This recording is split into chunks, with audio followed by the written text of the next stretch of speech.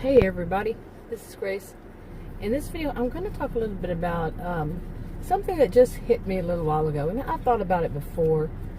And well, the first time that I heard somebody use it, well, actually, it was probably when I was really young. There was a movie that it made me think of from when I was really young. But I think more people use it in the past few years, I guess. And that is something like, that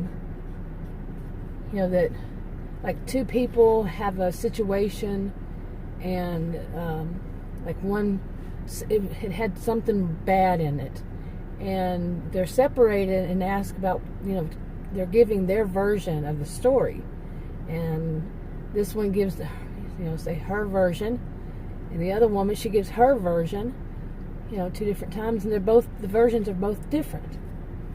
Okay, and people say that the truth lies in the middle. Neither one of them are right. And I remember hearing that, and I'm thinking, no, and not always. And see, that's my thing. I can't stand it when people say it's always this way. It always isn't the truth. Neither one of them are telling the truth. Let me tell you what. On this one, I think that way on many things. There's not a one size fits all. It's not always, all of them do this, or none of them do this, or it's always that this is done, or it's never that this is done. No, I'm not that type of stuff. Black and white, right and wrong, and all that kind of stuff. I'm not that type of thinker. Those who do, yeah. Anyway, what my thought is on this. Okay, you have some kind of situation like that, and somebody did wrong. Okay, period. Somebody did wrong. I mean, how can you say the truth is going to be in between their two stories? Yeah, you can say, well, the woman, the first woman, she made herself look a little bit like an angel. But no, fact is this. Somebody did wrong. Somebody was wrong. But my experience in life is with these people that I call them a narcissistic histrionic blend of behaviors, not diagnosing them with any personality disorder, but their behaviors are narcissistic and histrionic,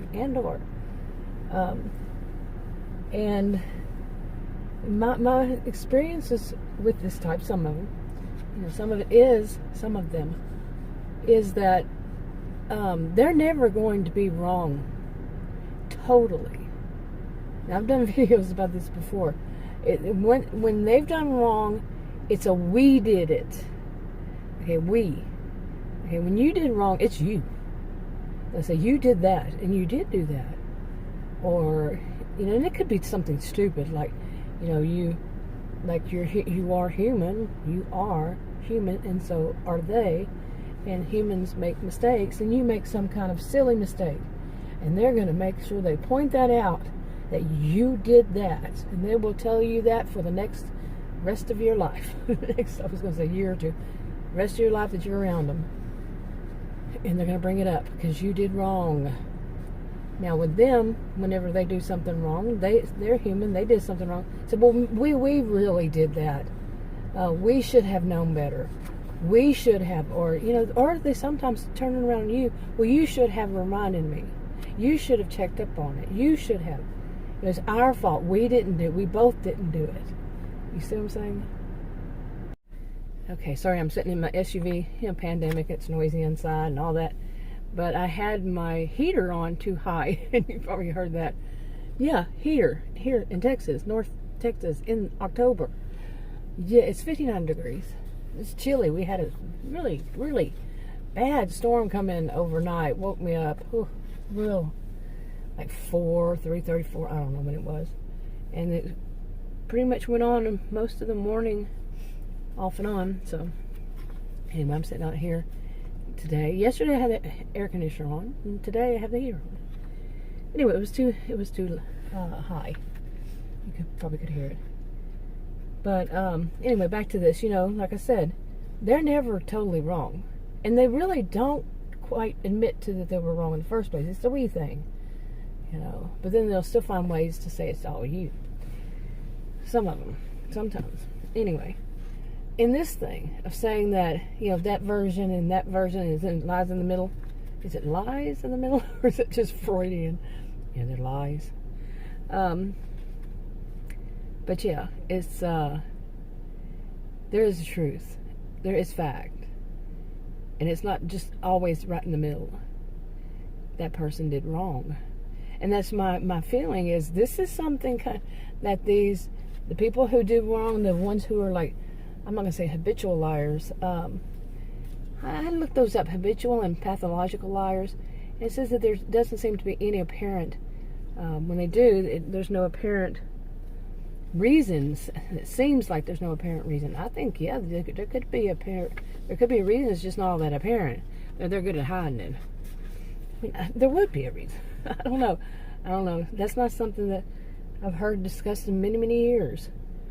So, anyway, but I think that that's something that they use, just like I just explained, and they're sitting there and they know they did wrong. They know they were the one that did it. They know that. And, but they're not going to let the other person look so good. That other person's going to have a little bit of taint on them, So they do that. It's in a way like a really twisted, turned around, whatever, smear campaign. They're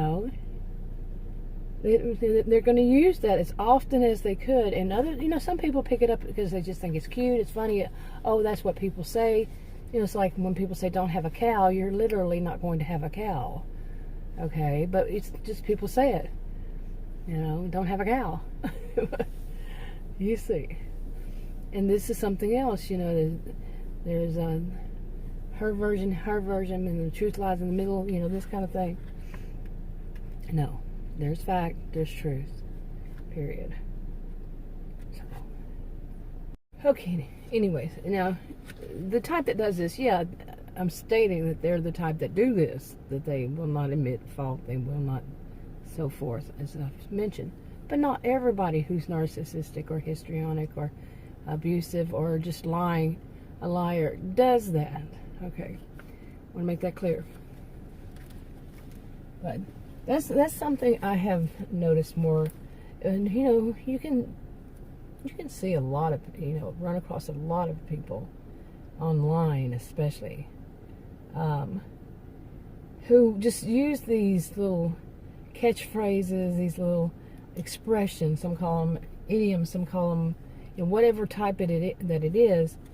I call it the kind of like mantra mentality. They pick up a slogan and they pick up something that's something new in a culture, and they take it from what it originally is, spin it to where it meets their agenda. Okay, which could be totally opposite of what it started off to be. Like the Karen thing I've done videos on before. They'll take it from what it originally was about and spin it all around to where it's about them, and then they're the ones who are just being treated wrong, and so forth, and so on. And it usually, honestly, these kinds of things usually winds up being a white on white, situation. Now, white person on white person kind of situation, but a class thing. And, that gets twisted and turned. And, when I was back in my days being a career student, calling someone white, calling somebody by a color was wrong. Okay? And no, you do not do that. It's offensive to people and to a variety of people, and a lot of things that seem to have changed. That's what I hear when I first started hearing it, when I first started paying a lot more attention to the news, like a few years ago, 4 or 5 years ago. Yeah. I was like shocked by the way people were calling one another these kinds of names, not names, but colors, these black, these brown, these white, these, and I'm like, that's just so, it's not PC anymore. It wasn't considered PC. And a lot of things have changed, like I said, since then. And I want to do a whole video on that, and part of it would be that I'm white, somebody like me saying something back in years ago, saying something about, some kind of race issue would have been considered as, you need to be quiet. You don't know what it's like. You will never know what it's like. So why are you trying to say? That's how it used to be back then. Seriously, for many people, I can't say for all. I don't know all, but as time has gone by, my master's is in sociology. I taught at college and university, and as time has gone by, it has changed. They want, some want, not all. They know. White people to start speaking up and saying, this is wrong. Other people shouldn't be treated different. There's equality and so forth and so on. Back then, no. So if you ever hear a person around my age or something, they just don't seem to be speaking up, it's not because they don't want to. It's because they were taught not to. For some. Some of them are racist, plain and simple. They are racist. So I wanted to do a whole video on that. And I don't know why it led to this. Sometimes I do that. What was I going to say? I've heard a lot of these kinds of people use these expressions or slogans or whatever, and they turn it around to make it a white thing when it wasn't originally about a white thing. Whew, I just got scared. Somebody walked behind me on the road, on the sidewalk. Whew, I saw it in my rearview mirror. Yeah, whew, wasn't expecting that. Okay, I had to delete a clip because I thought maybe I don't have this. I was going to give an example on this, and I thought maybe I don't have it right. The example that I used, maybe it meant something else. I don't know. But man, there's a lot of stuff going on behind me, And I just thought it was a little strange because there was somebody going by with the woman was wearing a coat and sunglasses. Okay, and all bundled up. A big thick coat, and the guy, it was hard to see him. They had a stroller. And I don't know anybody at this end of this road that has any babies at all. People out in this area, they've been here. They were muppies. Okay, muppies of the past, or yuppies, and then muppies, and now they're the I don't know what you'd call after that. Anyway, thought I'd talk about that, but I'll do more on other videos. But I do, lately I've just heard so much about people lying, and I've had a lot of thoughts about people, just they lie and then they try to blame it on the other person, and you can sit there and you can actually watch and hear yourself. You're looking straight at the horse's mouth, like on news or something, and you hear the words that come out of the horse's mouth. And that horse will turn around and say that, if the other one says, you just said this, and they'll say, no, I didn't. Just flat out lying. You were witness right there, right then. And, no. I've seen too much lying lately. Heard too much lying. Seen it as in writing, yeah. And I actually got I went online and look for scholarly journal articles about pathological lying. Back in the years ago, like I said, things change. Pathological lying and habitual lying meant two different things. They don't now, at least when I looked online, which I don't usually trust what I read online. But if I can find some scholarly journal articles, I trust those more. And I couldn't, when I looked for those like a month or so ago, and I didn't find anything really at all. But from what I understand, pathological lying is that a person can okay, maybe I'm wrong, but anyway, you can look online what it says. But it's when there is, you don't know, there's no apparent, I think that's what they kept saying, there's no apparent reason for them to be lying. They just lie. Okay.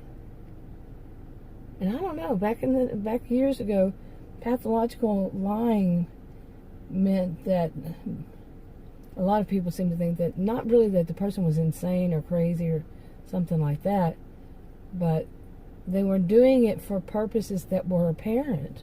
That's what the way people said it. They didn't say apparent. They just said that I know why this person keeps lying is this, and that. And habitual lying was that they couldn't. You would hear people say things like they couldn't tell the truth to save their lives. They just got into a habit of lying and spinning everything. You know, whatever was said, they would know the truth, but they would spin it in a different direction. Okay, you see what I'm saying? Anyway, I'm going to keep looking for stuff on this, maybe. Anytime I say that, I stop. So, anyway, I think I'm going to go ahead and wrap this up. I'll talk to you on another video.